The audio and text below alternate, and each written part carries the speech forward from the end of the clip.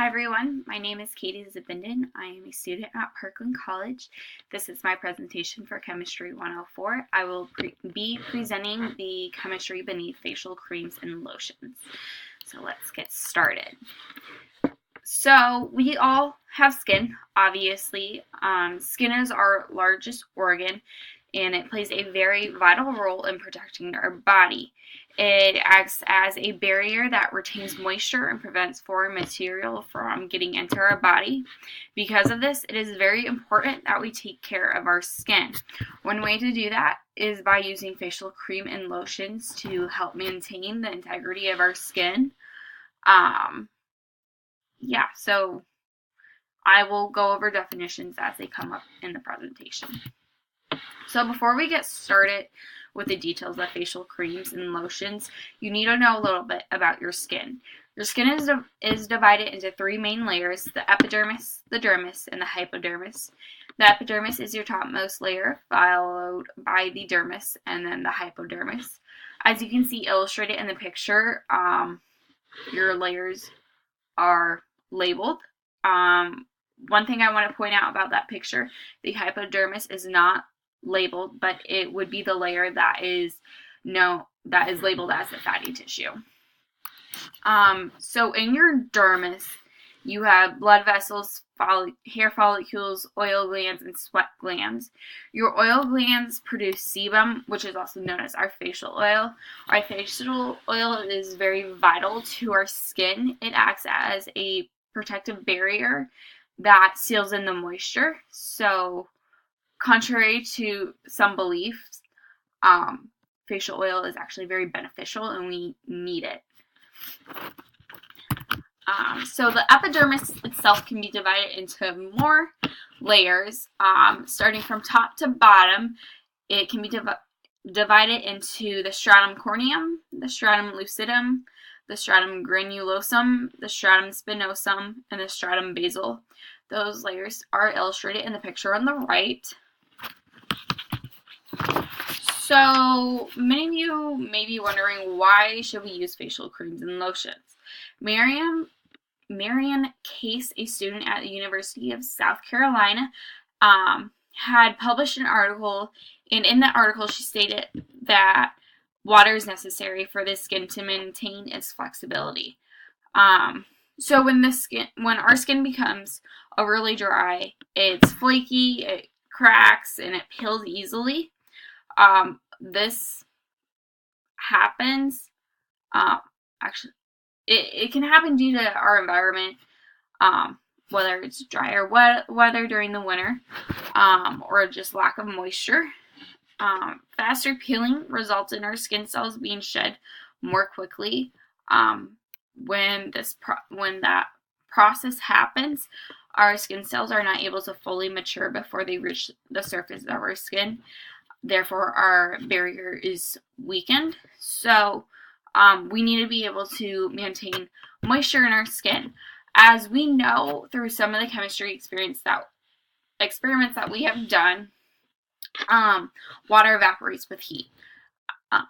When our facial oil provides a lipid layer that helps retain that moisture on our skin so it doesn't evaporate. A good facial lotion will contain both oil and water for the skin. So yeah. So as many of you know, a lot of facial products are marketed with some sort of claim that they improve your skin, whether it's like wrinkle repairing, acne reducing, anti-aging, those sort of things. All these products focus on the appearance of your skin, so they will fill in the gaps between the skin cells of the stratum corneum.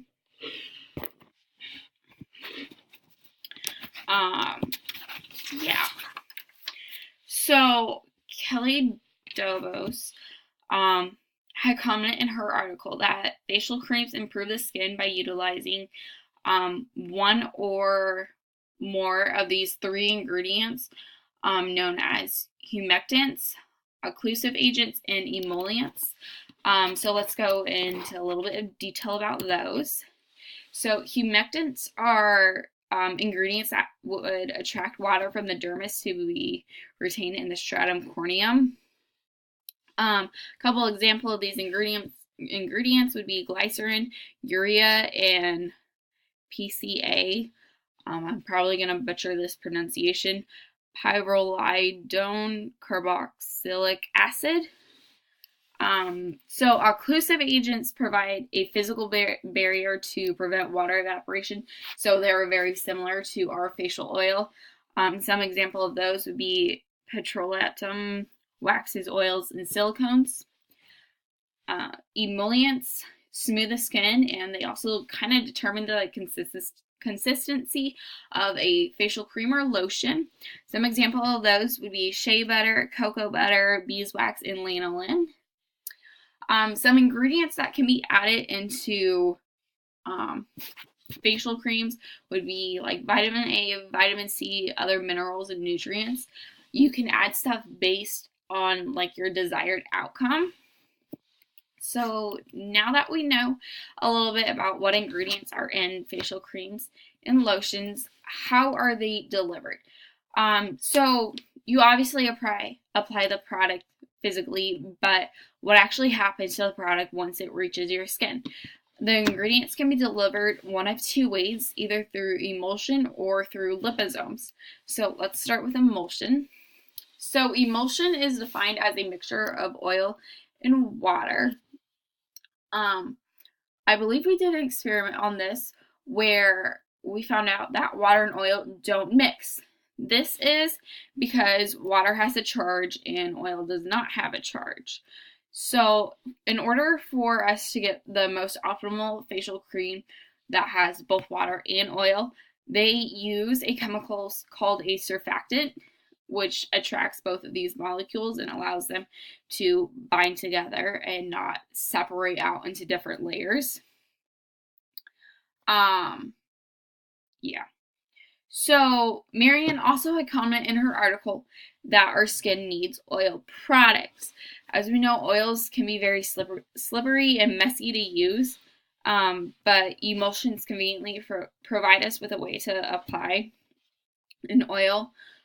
Your preferred facial product is more so water-based, which isn't a problem because the excess water evaporates off of our skin, leaving an oil base behind, which will then act as a barrier that eventually gets dissolved into the skin, delivering the intended ingredients. So here is an image of an example of emulsion type. So it can either be oil and water or water and oil, as you can see illustrated. So let's move on to liposomes. So a liposome is defined as a small vesicle made up of a phospholipid bilayer. For those of you who haven't taken biology, a phospholipid is a molecule with a hydrophilic head and a hydrophobic tail. Hydrophilic means water-loving and hydrophobic means water-fearing. To give you sort of an example of what a phospholipid looks like, the little gray figure in the picture is a single phospholipid. The circular part is the head, and the two little legs is the tail. Like stated, the head is hydrophilic, so that will be the part that actually touches the water, and the hydrophobic part never comes into contact with water. So a liposome, its walls are made up of bilayer sheets. As you can see, that is when many phospholipids kind of group together with all their heads facing outwards and the tails facing inwards. This happens when they're submerged in water. So yeah, a little more about liposomes. So it's a vesicle and it holds the active ingredient inside it. And it is released when it is ready. You can see that in the image. The little labelings kind of explain that more. So Laura Howes was able to summarize kind of what a liposome does. She summarized it as the enclosing the active ingredient in the liposome helps pass the active ingredient through the stratum corneum, which allows the ingredient to be penetrated deeper into the skin. So what happens when a liposome is applied? It soaks into that first layer of skin, and eventually it will rupture, and the active ingredient will be released after it is already soaked into the skin, allowing it to penetrate deeper. Mary and Case kind of describe this as the process of a balloon floating around, and then it touches a sharp object and pops. Another thing I want to point out about liposomes is they're not only one layer, they could also be multiple layers. It's not uncommon for that. It kind of depends how fragile that active ingredient is. So, a summary of everything we discussed. Facial creams and lotions help maintain the skin by providing moisture and locking in that moisture. Moisturized skin that is moisturized will be a better barrier than drier skin, just because those cells were able to fully mature. You can add certain ingredients to specialize the outcome of your facial cream or lotion. Emulsion and liposomes both offer delivery of your ingredients in your facial creams. In my opinion, I think liposomes give you more bang for your buck. I think they're more effective in delivering the ingredient just because they are able to penetrate into the skin farther. I recommend using a facial cream or lotion once to twice daily, just to help keep your skin moisturized. Something that I found out that was very interesting is that facial oil is actually healthy for our skin. I know too much can cause acne, but too little, your skin is very dry. So you kind of want to find that personalized balance. That's just the right amount. You don't want to completely get rid of it all, because then your skin will be very dry and be a weaker barrier. So here is all my works cited. These are the articles that I had referenced during my presentation. And here are the pictures that I had used. And thank you for watching.